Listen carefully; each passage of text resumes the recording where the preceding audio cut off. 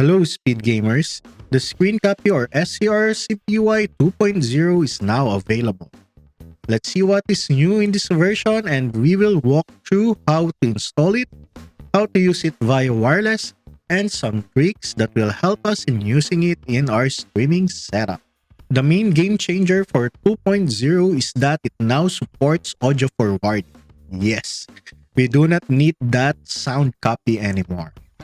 By default, the audio forwarding is turned on.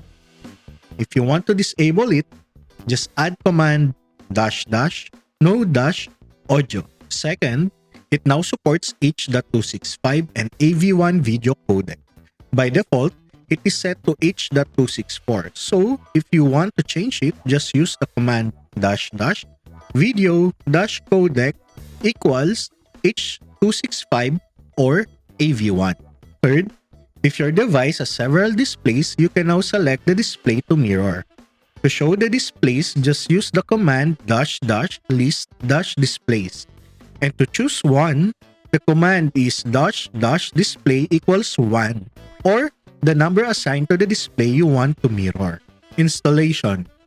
First, just go to the link in the description below and download the zip file that suits your system. For me, I am using Windows 64-bit. Extract the zip file to any directory location you want.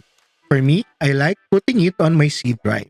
Make sure that your phone's USB debugging mode is turned on. If not, here is a quick guide. First, we must enable the developer option. Go to Systems, About Phone, Software Information, then tap the build number around 7 times, and it will ask for your security code. That enables the developer option on your phone.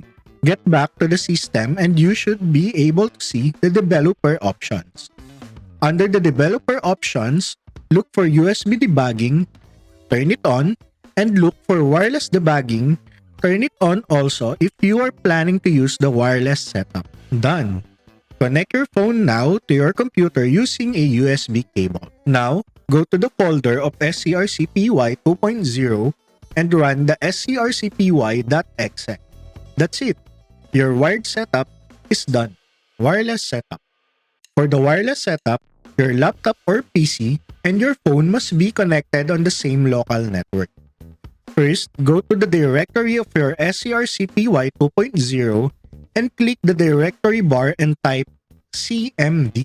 Now, make sure your phone is still connected via USB cable on your PC or laptop and type the command adb tcp/ip 5555 to set the port. At this point, you can already disconnect the USB cable. Then, we must get the IP address of our phone.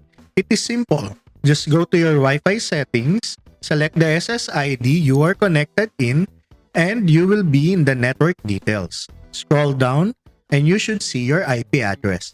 Next, you need to type the command adb space connect space 192.168.1.3 or whatever your IP address is. To check if you are already connected, type the command adb space devices and you should see your device IP address. Finally, just type the command scrcpy and there you go. You already mirrored your phone screen with audio forwarding. Tips and tricks. If you are experiencing delays or lags while using wireless setup, we can do a couple of things. What I recommend is this command. You can see on the screen.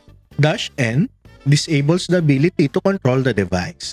This lessens the bandwidth that the connection is using. -B space 2M limits the max bitrate to 2 Mbps. Well, yes, it might also lessen the quality of the video, but you get the idea. We are cutting the bandwidth the connection is using so we can avoid delays or lags. -M space 1080 limits the length of the mirror display to 1080 pixels. -max-fps equals 15 limits the frame rate to 15 fps. This setup should lessen or eliminate the lag. I know, typing all of this would be troublesome, especially if you need to do this every time you need to mirror your screen. So, here is my tip for you. On your SCRCPY 2.0 directory, add new notepad and give it a name. Open it and type at echo space off. Then add the command cd space, then paste the directory where your SCRCPY 2.0 is. And finally, add the SCRCPY commands that we used earlier. And then save it. Change the file name from .txt to .bat. Double-click it, and it will open the screen mirror with the custom commands that we use. That's all for today's video, Speed Gamers. If you like the content, please do not forget to hit that like button, and please do subscribe to my channel. See you again next time. Godspeed.